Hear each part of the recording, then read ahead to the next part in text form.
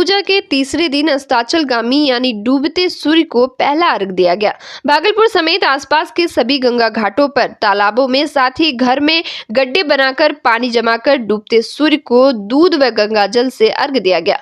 बूढ़ानाथ घाट, पुल घाट, खेड़ी घाट, सखीचंद घाट, खिरनी घाट, पिपली धाम घाट, नीलकोठी घाट, मुसहरी घाट के अलावे दर्जनों गंगा घाटों पर रंगीन और औषधियों से सजाया गया था। छठव्रती एवं श्रद्धालुओं की भीड़ देखते ही बन रही थी। शहर के विभिन्न स्थानों पर कार्यक्रम भी आयोजित किए गए। कोरोना काल के बाद इस बार गंगा घाटों एवं तालाबों पर काफी भीड़ देखने को मिली। कई गंगा घाटों में दलदल थी। इसके बावजूद प्रशासन एवं छठ पूजा समिति की ओर से गंगा घाटों को दुरुस्त किया गया। हर जगह बिजली, पानी, साफ सफाई, महिलाओं के कपड़े बदलने के लिए घेरे बने हुए थे।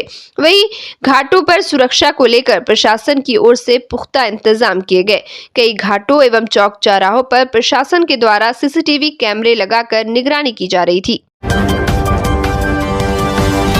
महापर्व छठ के तीसरे दिन रविवार की संध्या डूबते हुए सूर्य को अर्घ दिया गया। संतान प्राप्ति और संतान की उन्नति के लिए रखा जाने वाला 4 दिवसीय छठ पर्व को लेकर श्रद्धालुओं में काफी उत्साह देखा गया। पंचांग के अनुसार हर साल कार्तिक माह के शुक्ल पक्ष की षष्ठी तिथि को छठ पर्व मनाया जाता है, लेकिन इससे 2 दिन पहले यानी चतुर्थी तिथि को नहाय खाए के साथ छठ पूजा की शुरुआत की जाती है।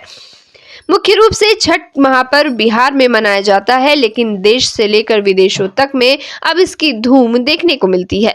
वही 4 दिवसीय छठ का तीसरा दिन कार्तिक माह के शुक्ल पक्ष की षष्ठी तिथि पर मनाया जाता है। यह छठ पूजा का सबसे प्रमुख दिन होता है।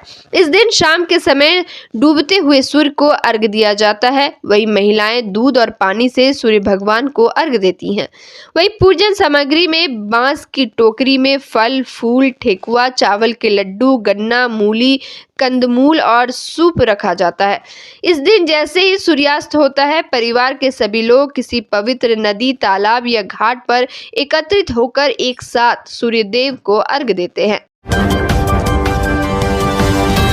लोक आस्था का महापर्व छठ को लेकर पूरे शहर में चहल पहल देखी जा रही है।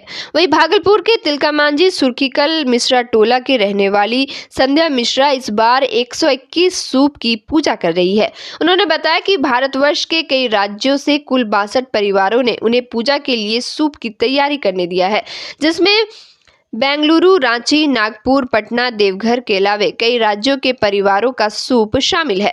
बताते चले कि सुर्खीकल मिश्रा टोला की रहने वाली संध्या मिश्रा विगत 34 वर्षों से लगातार सबसे ज्यादा सूप की पूजा करती आ रही हैं।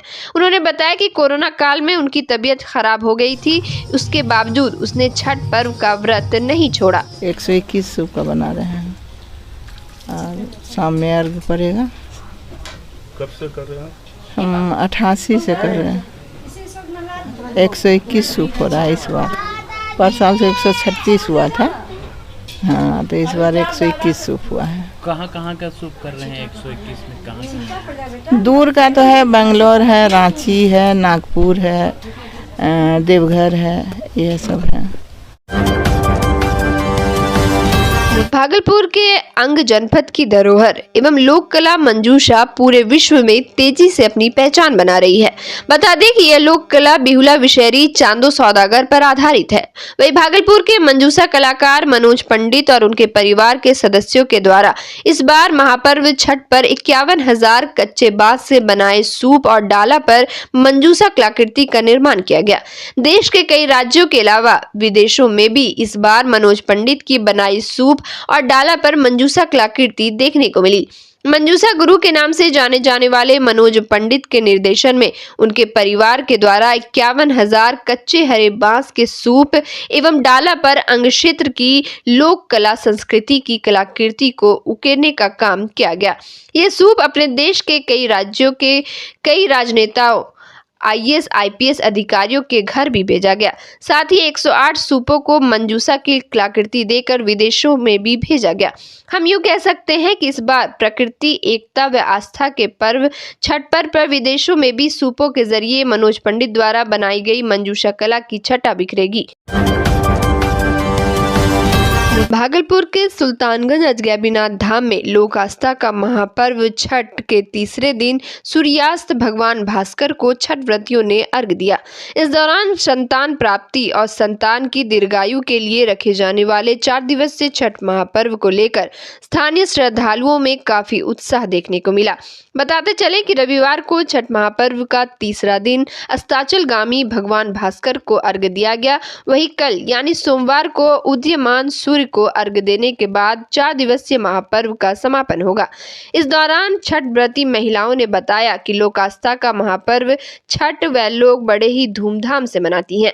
ये पर्व बहुत ही कठिन माना जाता है। इस महापर्व को घर परिवार एवं संतान की दीर्घायु के लिए किया जाता है।